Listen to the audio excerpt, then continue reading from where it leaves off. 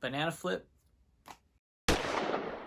In this video, I'm gonna be talking about 10 things that I learned as I grew up. These are completely random. It's not what you guys would expect. I wouldn't say it's the most relatable thing, but this is my own personal experience. Alright, so when I was in the first grade, this is a true story. So I was living in Coral Springs, Florida at this time. What happened was I was a new kid at the school.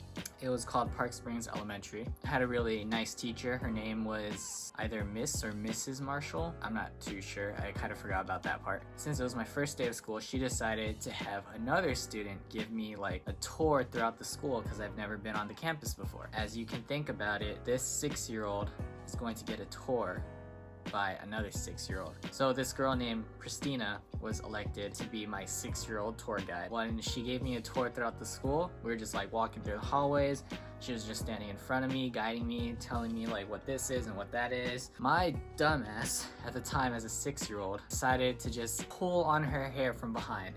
So like, you know, like we're just walking, and out of nowhere, I didn't even say anything. I just went bam, pulled her hair. She had a ponytail, so it makes more sense that it was like just easy to grab, you know, full on access and shit. She got mad, of course. It was kind of like, what the heck are you doing type of moment, and I was like kind of scared. I was like kind of shook. I don't even know why I decided to pull on her hair, but I remember that because I saw how upset she was and how she told me to stop. That made me realize that you should not be pulling on people's hairs. Okay, do not pull on people's hair at all whatsoever. All right, another random thing I learned is about the end of the world. 2012, you know, on the Mayan calendar, it was deemed to be the apocalypse. When I was in 3rd grade, this was back in like maybe 2002, 2003. I was 8 years old at this time. I really thought the world was gonna end by 2012.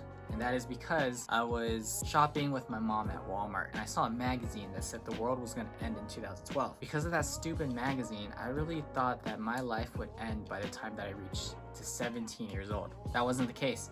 But as a little kid, I was just thinking like, damn, I'm done. When I'm 17, I'm done. And I was like trying to be positive. I was just like, at least I'll be almost done with high school. Come on. You really want to think about your last year of your life being a senior in high school? That really happened. Another thing. Alright, so in 5th grade, I was at the cafeteria, still at Park Springs Elementary throughout this whole time. These kids decided to tease me. I guess, you know, when you learn a new joke, you want to tell other people and like just to prank them or something. It's just all fun and games. So this kid, he just comes up to me. I don't know who it was exactly. I'm sure it might have been my friend or not. This kid was like, "Hey Wilson, are you a virgin?" And I'm just like, as a little kid, you know, I have like this defense mechanism. Whatever I don't know, I'm just gonna say no right away.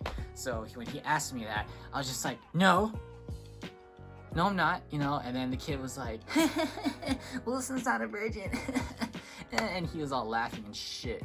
And I was just like, what's going on, man? So I guess at that point in 5th grade, that's when I learned about the term virgin, and I probably didn't realize what it meant till like years later, or maybe it was that day. And it ain't Virginia. This story, next story, right? So I was in middle school.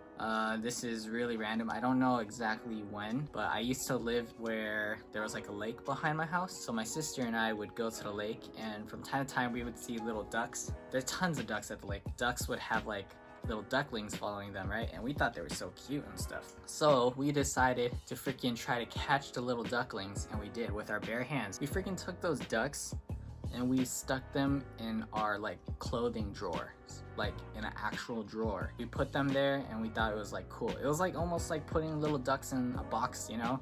But we decided to keep them as our pets. When we kept them, we would like have to go to school the next morning. And we went to school. I don't even remember if we gave them air because we probably closed the damn freaking drawer.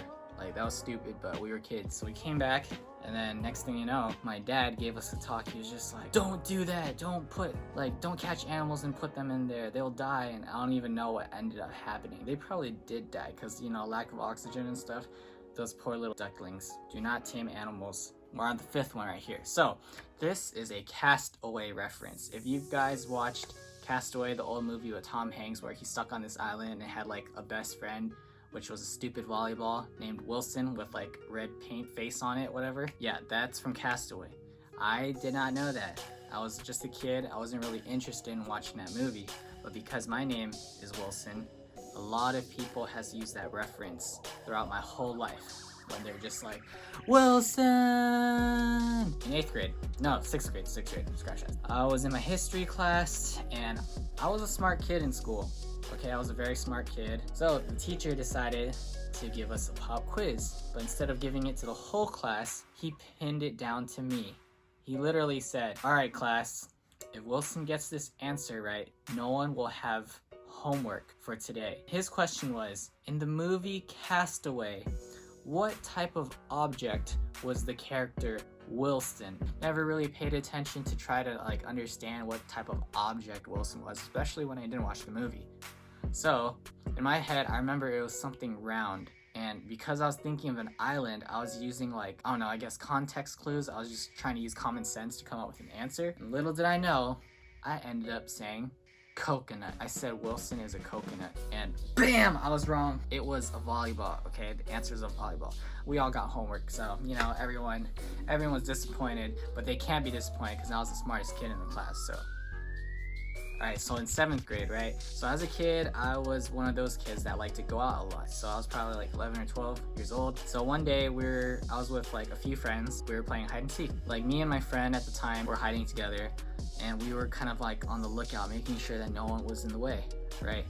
And when you see a clear path where there's no one, you would normally say, the coast is clear. Alright, we good. Coast is clear. But no, as a kid at that time, I didn't even know that was the phrase that you say. So what I ended up saying was, the ghost is clear. Yes, I really said that. I really said the ghost is clear instead of the coast is clear. My friend, he was just shocked. He was just like, what?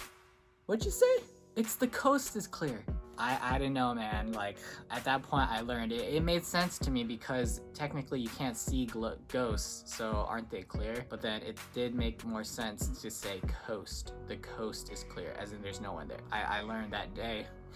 Back when I was 11 in middle school still, a 6th grader, I used to love watching wrestling. Wrestling was a huge part of my childhood. I loved WWE, or wrestling entertainment. It was the shit. I still think it's cool, but I don't really watch it now. But back then, you know, I was in love with it. I thought it was so real to the core. I watched it every time, you know, Raw, SmackDown, at times ECW and other main events. My friends were also into it, by the way. They slowly stopped watching it because they realized that WWE was fake, and they started telling me that. They're just dude, it's all fake. It's all scripted and everything's fake. And I didn't want to believe that because that was breaking my heart, man. That was telling me that Santa was real. I didn't really think about Santa, but I'm just using an example. I was very sad to know that the WWE wrestling is fake. I mean, the stunts are real and stuff, but it's just all scripted. So, you know, if your favorite wrestlers lost the match, it's because it was scripted. And I didn't want to accept that. I was very sad, but good thing I like the people that won a lot, so I wasn't too sad. That kind of killed it for me, learning that. Alright, this next thing that I learned was about taking pictures of people. When I was in 7th grade, it was coming to the end of the year. I had a little flip phone. It was probably a Samsung phone. It was really small. I was pretty sad because I really liked my teachers and I wanted to take pictures of them for some reason.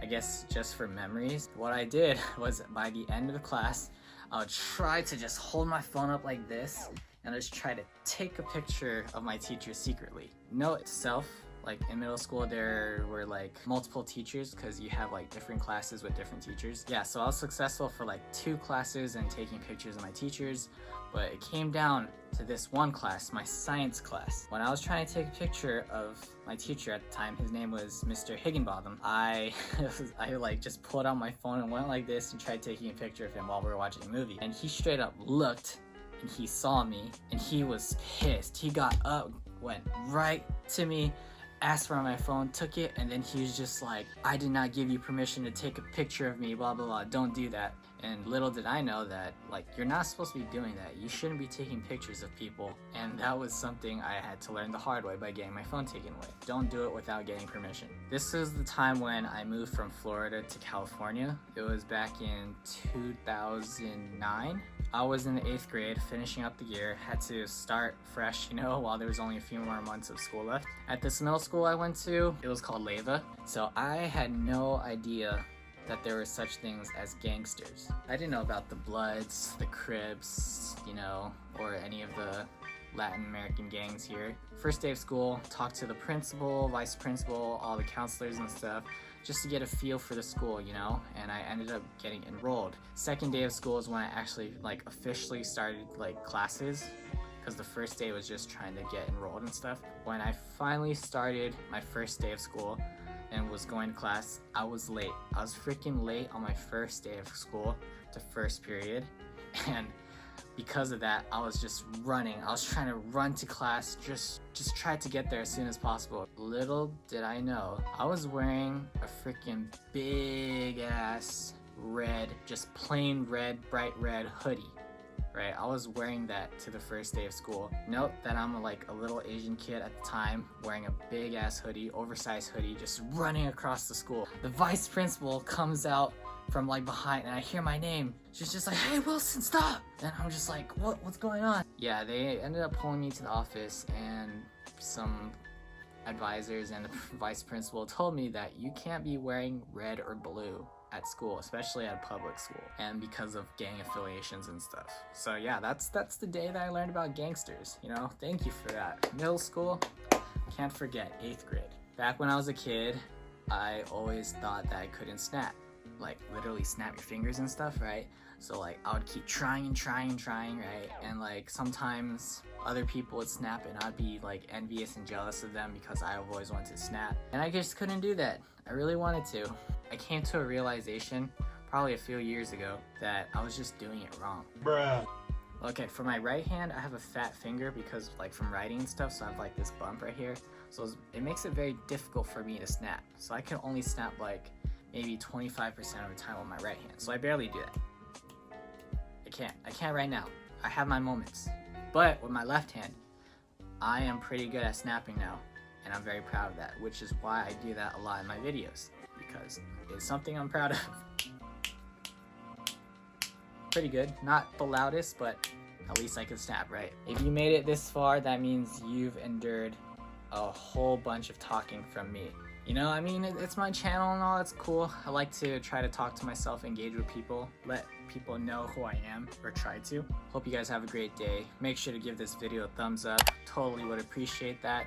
Make sure to subscribe too. I'm on my way to 100 subscribers, which is super dope. Bunch of people are watching my random ass content, so I appreciate that. Take care, take it easy, and I'll probably make more videos later. Peace out.